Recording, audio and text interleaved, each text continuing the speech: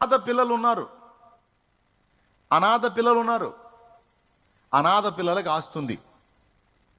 అనాథ పిల్లలకున్న ఆస్తిని వాళ్ళ పక్షాన వాదించేవాడు ఎవడో లేనందున ఈ పర్సన్ మొత్తాన్ని స్వాహా చేశాడు. ఎవరు స్వాహా చేశారు? ఆ అనాథ పిల్లల నోటికాడిది.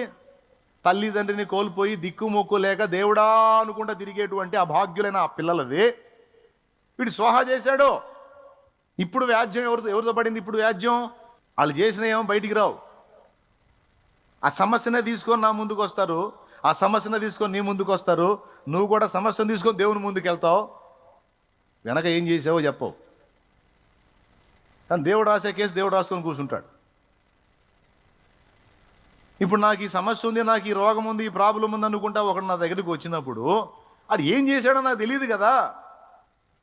నేనేమో ప్రభువా పెద్ద పేతురులాగా పౌలులాగా బిల్డప్ ఇచ్చి ప్రభువా స్వస్థపరచు తండ్రి అని నేను దీర్ఘ ప్రార్థన చేస్తే మాత్రం వింటాడా? నవ్వుతుంటాడు దేవుడు. వచ్చినోడు ఒక ఎదవా, అన్ని ఎత్తిని చేపెట్టి నీడు ఒక ఎదవా అని. ఇద్దరు ఎదవలే అనుకుంటాడు ఆయన. స్తోత్రం. అంతేగా, ఆడు అనాథల కడుపు కొట్టాడు, తెలిసి తెలిసి కొట్టాడు.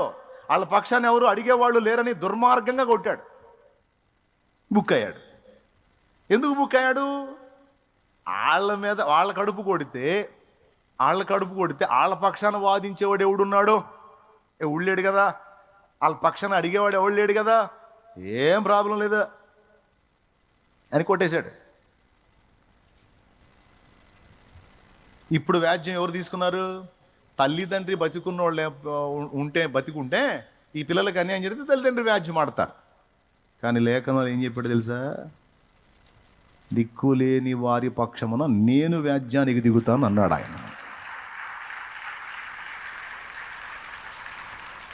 నేనున్నా నేను లేనన్నట్టు బతుకుతున్నాను. తోలు ఊడిద్ది, ఎగురుతున్నావు, గంతులు వేస్తున్నావు, ఏనిచ్చి కొడితే నడుము తిరుగుతారా, ఇక లేవో.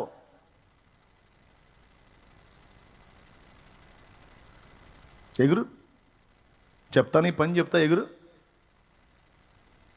ఇప్పుడు వీడు పిల్లలకు ద్రోహం చేసి వచ్చి వాళ్ళ అనాథ పిల్లలే కడుపు కొట్టి దాని ఫలితం మోస్తా దేవుడే వాని మీద తిరుగుబాటు చేసి కొడుతున్నాడు. దేవుడే కొడుతున్నాడు వాడిని.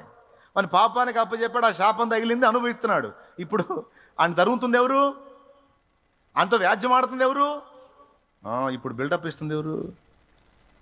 ప్రభువా ఏది నాయనా, ఈ బిడ్డకి ఈ సమస్య తీసేనాయనా, ఎందుకు వచ్చింది అడిగామంటరా?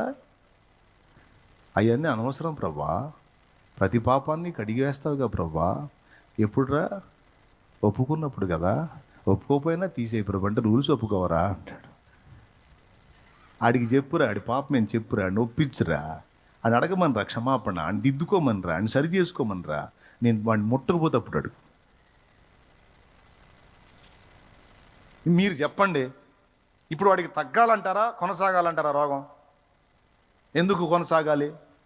మీకే కడుపులో మండిపోయింది. ఎందుకంటే తల్లిదండ్రులు నా భాగ్యుల అనాథ పిల్లలు ఆ భాగ్యుల కడుపు కొట్టాడు వాడు.